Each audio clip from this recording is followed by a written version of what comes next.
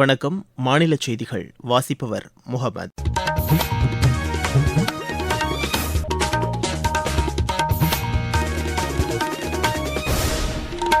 தலைப்புச் செய்திகள். நாட்டில் பொது சிவில் சட்டத்தை அமல்படுத்துவதில் மத்திய அரசு உறுதியுடன் உள்ளதாக பிரதமர் திரு நரேந்திர மோடி தெரிவித்துள்ளார். சேவை, அர்ப்பணிப்பு, நன்மதிப்பு ஆகியவை நாட்டின் கலாச்சார மாண்புகளை எடுத்துரைப்பதாக உள்ளது என்று பாதுகாப்புத்துறை அமைச்சர் திரு ராஜ்நாத் சிங் கூறியுள்ளார். தமிழகத்தின் பொருளாதாரத்தை $1 டிரில்லியன் அளவுக்கு உயர்த்தும் நோக்குடன் மாநில அரசு செயல்பட்டு வருவதாக துணை முதலமைச்சர் திரு உதயநிதி ஸ்டாலின் தெரிவித்துள்ளார். தென்கிழக்கு வங்கக்கடல் பகுதியில் இன்று காற்றழுத்த தாழ்வு பகுதி உருவாகும் என்று சென்னை வானிலை ஆய்வு மையம் தெரிவித்துள்ளது. ஆசிய கோப்பை ஜூனியர் மகளிர் ஹாக்கி போட்டியில் இந்தியா இறுதிப் போட்டிக்கு முன்னேறியுள்ளது. இனி விரிவான செய்திகள். நாட்டில் பொது சிவில் சட்டத்தை அமல்படுத்துவதில் மத்திய அரசு உறுதியுடன் உள்ளதாக பிரதமர் திரு நரேந்திர மோடி தெரிவித்துள்ளார்.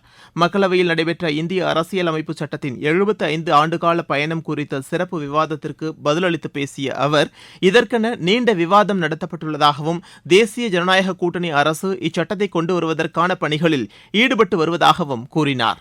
நமது நாட்டின் ஜனநாயகம் உலக நாடுகளின் கவனத்தை ஈர்க்கும் வகையில் அமைந்துள்ளதாக அவர் குறிப்பிட்டார். பெண்கள் தலைமையிலான வளர்ச்சியில் மத்திய அரசு கவனம் செலுத்தி வருவதாக அவர் தெரிவித்தார். காங்கிரஸ் ஆட்சி காலத்தில் அரசியலமைப்பு சட்டம் 75 முறை திருத்தியமைக்கப்பட்டதாக அவர் கூறினார். மதத்தின் அடிப்படையிலான இடஒதுக்கீடு என்பது அரசியல் சாசன சட்டத்தின் உணர்வுகளுக்கு எதிரானது என்று பிரதமர் குறிப்பிட்டார். நாட்டின் ஒருமைப்பாட்டு உணர்வை வலுப்படுத்துவதை நோக்கமாக கொண்டு சட்ட திருத்தங்கள் கொண்டுவரப்படுவதாக அவர் கூறினார். அண்டை நாடுகளில் உள்ள சிறுபான்மையினருக்கு குடியுரிமை வழங்கும் வகையில் குடியுரிமை சட்ட திருத்தம் கொண்டுவரப்பட்டதாக அவர் தெரிவித்தார். 25 கோடி ஏழை மக்களை வறுமையின் பிடியிலிருந்து வெளிக்கொண்டு வருவதற்கான நடவடிக்கைகளுக்கு தமது தலைமையிலான அரசு முன்னுரிமை வழங்கி வருவதாக திரு நரேந்திர மோடி கூறினார். புதிய இந்தியாவை கட்டமைக்கும் நோக்கில் அனைவரையும் உள்ளடக்கிய வளர்ச்சி மற்றும் ஊழலை முற்றிலும் அகற்றுவது உள்ளிட்ட 11 தீர்மானங்களை பிரதமர் முன்மொழிந்தார். இந்திய அரசியலமைப்பு சட்டத்தின் 75 ஆண்டுகால பயணம் குறித்த இந்த விவாதத்தில் பிஜேபி, காங்கிரஸ், திமுக, திரிணாமுல் காங்கிரஸ், சமாஜ்வாதி, சிவசேனா, ஐக்கிய ஜனதாதள் உள்ளிட்ட பல்வேறு கட்சிகளின் உறுப்பினர்கள் தங்களது கருத்துக்களை தெரிவித்தனர். இந்த விவாதம் மாநிலங்களவையில் நாளை தொடங்கி 2 நாட்களுக்கு நடைபெறும் என்று எமது செய்தியாளர் தெரிவிக்கிறார்.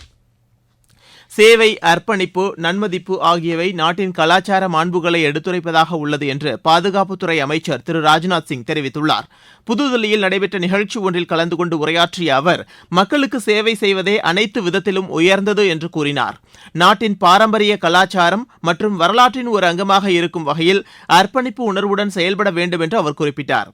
சேவை மனப்பான்மையே நாட்டை கட்டமைக்க உதவிடும் என்று திரு ராஜ்நாத் சிங் கூறினார். 2030 ஆண்டிற்குள் தமிழகத்தின் பொருளாதாரத்தை $1 டிரில்லியன் அளவுக்கு உயர்த்த வேண்டும் என்ற தொலைநோக்கு பார்வையுடன் மாநில அரசு செயல்பட்டு வருவதாக துணை முதலமைச்சர் திரு உதயநிதி ஸ்டாலின் தெரிவித்துள்ளார். சென்னையை அடுத்த தாம்பரத்தில் உள்ள தனியார் கல்லூரியில் நடைபெற்ற நிகழ்ச்சியில் கலந்து கொண்டு பேசிய அவர், மாநில அரசு மேற்கொண்டு வரும் பல்வேறு வளர்ச்சித் திட்டங்கள் புத்தொழில், தொழில் முனைவு மற்றும் வளர்ச்சியை ஊக்குவிக்கும் வகையில் உள்ளதாக கூறினார். வரும் ஆண்டுகளில் தமிழகத்தில் 5000த்திற்கும் மேற்பட்ட புத்தொழில் நிறுவனங்கள் உருவாகும் என்று திரு உதயநிதி ஸ்டாலின் நம்பிக்கை தெரிவித்தார். தென்காசி மாவட்டத்தில் கடந்த 2 நாட்களாக பெய்த கனமழை காரணமாக ஏற்பட்டுள்ள பாதிப்புகள் குறித்து கணக்கெடுப்பு நடத்தப்பட்டு வருவதாக மாநில பேரிடர் மற்றும் வருவாய்த்துறை அமைச்சர் திரு KKSSR ராமச்சந்திரன் தெரிவித்துள்ளார். வடகிழக்கு பருவமழையை எதிர்கொள்வதற்கான முன்னெச்சரிக்கை நடவடிக்கைகள் குறித்து அம்மாவட்ட ஆட்சியர் அலுவலகத்தில் நடைபெற்ற ஆலோசனைக் கூட்டத்தில் அதிகாரிகளுடன் ஆலோசனை மேற்கொண்டார். பின்னர் செய்தியாளர்களிடம் பேசிய அவர், மழை வெள்ளத்தால் பாதிக்கப்பட்ட பகுதிகளில் நிவாரணப் பணிகள் மேற்கொள்ளப்பட்டு வருவதாக அமைச்சர் தெரிவித்தார். கடந்த 2 தினங்களில் நம்முடைய மாவட்டத்தில் 29.63 சென்டிமீட்டர் மழை பெய்திருக்கிறது. இதுல மனித உயிர் சேதம் எதுவும் ஏற்படவில்லை. 3 நபர்கள் மட்டும் காயமடைந்திருக்கிறார்கள். எந்த இடத்திலும் வீடுகளுக்கு மின்சாரம் தடையில்லாமல் கொடுத்து கொண்டிருக்கிறோம். 8 இடங்களுக்கு மட்டும் விவசாய கரண்ட் அங்கே கட்டாய் இருக்கிறது. பயிர்கள் சேதத்தை கணக்கெடுக்கிற நேரத்தில் 2248 அதுல பயிர் சேதம் இருக்குமா என்பதை விவசாயத்துறை அதிகாரிகளும் வருவாய்த்துறை அதிகாரிகளும் அதை சரிபார்த்துக் கொண்டிருக்கிறார்கள். ஓரளவுக்கு விவசாயிகள் பாதிக்காத அளவிற்கு பார்க்க வேண்டும் என்று அதையும் அவங்களுக்கு வலியுறுத்தி சொல்லி இருக்கிறோம். அரசாங்கம் துரிதமாக வேலை செய்கிறது. புயல் மழையால் பாதிக்கப்பட்ட மக்களுக்கு பாரபட்சமின்றி நிவாரண உதவிகளை வழங்க தமிழக அரசு நடவடிக்கை எடுக்க வேண்டும் என்று பாமக தலைவர் திரு அன்புமணி ராமதாஸ் தெரிவித்துள்ளார். திருவண்ணாமலையில் செய்தியாளர்களிடம் பேசிய அவர், விவசாயிகளுக்கு குறைந்தபட்ச ஆதரவு விலையை உயர்த்தி வழங்க வேண்டும் என்று கேட்டுக் கொண்டார். தமிழகத்தில் உள்ள 38 மாவட்டங்களிலும் சிறப்பு வேளாண் பொருளாதார மண்டலம் அமைக்க வேண்டும் என்று திரு அன்புமணி ராமதாஸ் கேட்டுக் கொண்டார். நீங்கள் கேட்டுக்கொண்டிருப்பது மாநில செய்தி அறிக்கை. மூன்றாம் முறை மோடி அரசின் முதல் 100 நாள் சாதனைகள். ஒட்டுமொத்த மற்றும் நீடித்த வளர்ச்சிக்காக 15 லட்சம் கோடி ரூபாய் முதலீடு. வேளாண் துறை கட்டமைப்பு வசதிகளை மேம்படுத்த 3 லட்சம் கோடி ரூபாய். தமிழகத்திற்கு 2 புதிய வந்தே பாரத் ரயில் சேவை.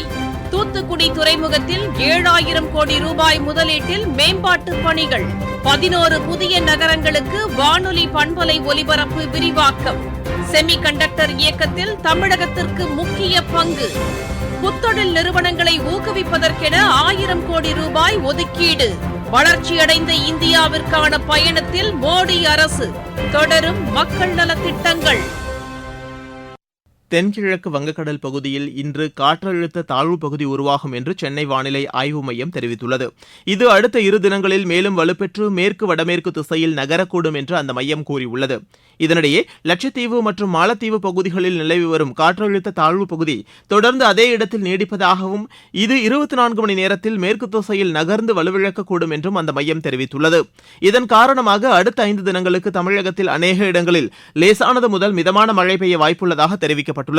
நாகப்பட்டினம், திருவாரூர், கடலூர், மயிலாடுதுறை, விழுப்புரம் ஆகிய மாவட்டங்களில் ஓரிரு இடங்களில் கனமழை முதல் அதிகனமழை வரை பெய்ய வாய்ப்புள்ளதாக அந்த மையம் தெரிவித்துள்ளது. நீலகிரி மாவட்டத்தில் கனமழை எச்சரிக்கை விடுக்கப்பட்டுள்ளதை அடுத்து முன்னெச்சரிக்கை நடவடிக்கையாக வரும் 17ஆம் தேதி வரை உதகை மேட்டுப்பாளையம், உதகை குன்னூர் இடையேயான மலை ரயில் சேவை ரத்து செய்யப்படுவதாக தெற்கு ரயில்வே அறிவித்துள்ளது. இருவரிச் செய்திகள். நியூசிலாந்து வர்த்தக அமைச்சர் திரு டாட் மேக்லே அரசுமுறை பயணமாக இன்று புதுதில்லி வருகிறார். ஜார்ஜியாவின் புதிய அதிபராக திரு மெக்கேல் கவலசுரி தேர்ந்தெடுக்கப்பட்டுள்ளார். இலங்கை அதிபர் திரு அனுரகுமார திசநாயக்கே 3 நாள் பயணமாக இன்று இந்தியா வருகிறார். குடியரசு துணைத் தலைவர் திரு ஜெக்தீப் தங்கர் 1 நாள் பயணமாக இன்று குவாலியர் செல்கிறார். தில்லியில் காற்று மாசுபாட்டை குறைக்கும் வகையில் திருத்தி அமைக்கப்பட்ட செயல் திட்டம் அமல்படுத்தப்படும் என்று மத்திய மாசு கட்டுப்பாட்டு வாரியம் தெரிவித்துள்ளது. மணிப்பூர் மாநிலத்தில் 2 இடங்களில் நிகழ்ந்த துப்பாக்கிச் சூட்டில் 3 பேர் உயிரிழந்தனர். நாமக்கல் மாவட்டத்தில் கட்டுமான தொழிலாளர் நல வாரியத்தின் செயல்பாடுகள் குறித்த மாவட்ட அளவிலான கண்காணிப்பு குழு கூட்டம் ஆட்சியர் திருமதி உமா தலைமையில் நடைபெற்றது.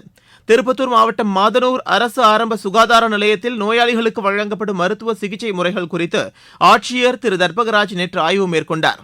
திருவள்ளூர் மாவட்டத்தில் தொழுதாவூர், சின்னமாப்பேட்டை ஆகிய 2 கிராமங்களுக்கு இடையே ஒற்றுமையை வலியுறுத்தி சமாதான உறுதிமொழி ஏற்கப்பட்டது. சென்னை கோயம்பேட்டில் போதைப்பொருள் வைத்திருந்தது தொடர்பான வழக்கில் மேலும் 5 பேர் கைது செய்யப்பட்டுள்ளனர். விளையாட்டுச் செய்திகள்.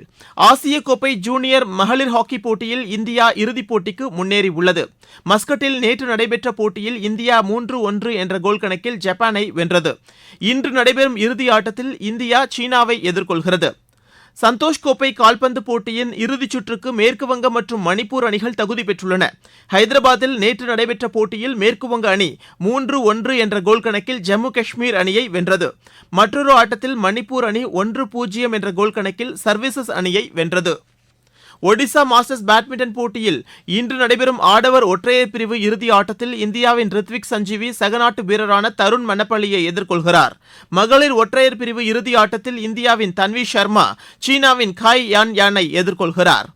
இந்தியா வெஸ்ட் இண்டீஸ் அணிகளுக்கு இடையேயான மகளிர் 2020 கிரிக்கெட் போட்டியில் மும்பையில் இன்று நடைபெறுகிறது.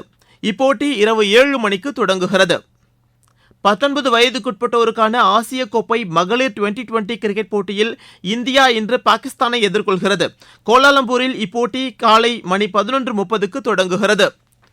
ஷோலாப்பூர் சர்வதேச டென்னிஸ் போட்டியின் மகளிர் ஒற்றையர் பிரிவில் இன்று நடைபெறும் இறுதி ஆட்டத்தில் இந்தியாவின் ஸ்ரீவள்ளி ரஷ்மிகா தாய்லாந்தின் புன்யாவியை எதிர்கொள்கிறார். மீண்டும் தலைப்புச் செய்திகள். நாட்டில் பொது சிவில் சட்டத்தை அமல்படுத்துவதில் மத்திய அரசு உறுதியுடன் உள்ளதாக பிரதமர் திரு நரேந்திர மோடி தெரிவித்துள்ளார். சேவை, அர்ப்பணிப்பு, நன்மதிப்பு ஆகியவை நாட்டின் கலாச்சார மாண்புகளை எடுத்துரைப்பதாக உள்ளது என்று பாதுகாப்புத்துறை அமைச்சர் திரு ராஜ்நாத் சிங் கூறியுள்ளார்.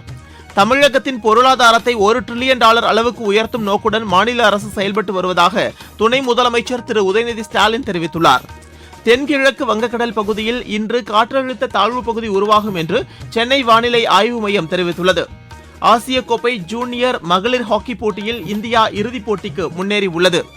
இத்துடன் செய்தி அறிக்கை நிறைவடைந்தது. எமது செய்திகளை சமூக வலைதள பக்கங்களில் ஏர் நியூஸ் சென்னை என்ற முகவரியிலும், RNU சென்னை என்ற யூடியூப் சேனலிலும் உடனுக்குடன் அறிந்து கொள்ளலாம்.